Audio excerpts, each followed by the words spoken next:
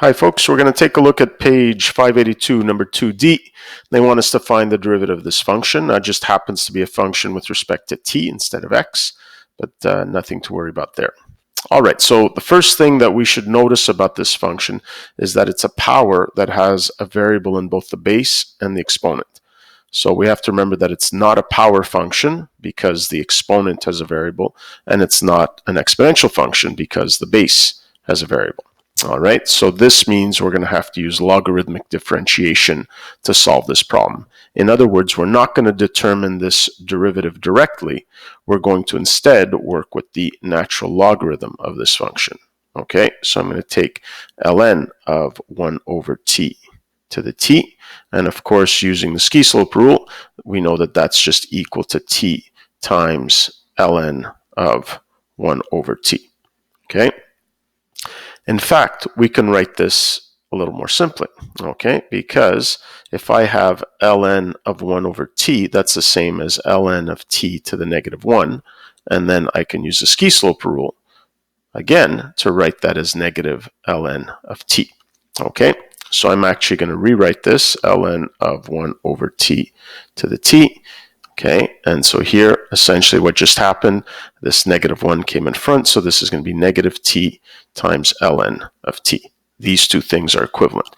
Now, if you didn't think of doing that, that's fine. This would work just as well without doing it. You'd get to the same answer. The only difference is you'd have to use the chain rule when determining the derivative of ln of 1 over t. This sort of eliminates that need. Okay? So step number 1 is to work with the natural logarithm of this function and apply the ski-slope rule. Okay? Once you've done that, we can now take the derivative of both sides. Okay? And on the left-hand side, I'm going to apply the chain rule. Okay? So this whole expression here is going to be my u, and I'm taking the derivative first of the outside function, so ln u, which is just 1 over u, so 1 over t to the t, times the derivative of u with respect to, in this case here, our variable differentiation is going to be t. Okay, so the derivative with respect to t of 1 over t to the t. But notice this is exactly the derivative we're looking for. So this is how logarithmic differentiation works, is you don't take the derivative directly, but it comes out as a byproduct of taking the derivative of the natural logarithm of that function. Okay, now here we use the chain rule. On the other side of the equation, I'm going to use the product rule because I've got negative t times ln t. Okay, so let's take the derivative of the first function. So the derivative of negative t is just negative 1 times the second function, ln t, and then plus the first function, negative t, times the derivative of the second function, derivative of ln t, is just 1 over t. Okay, and now we're just going to isolate this derivative, which is the thing we're looking for, and clean up what we have on the right-hand side.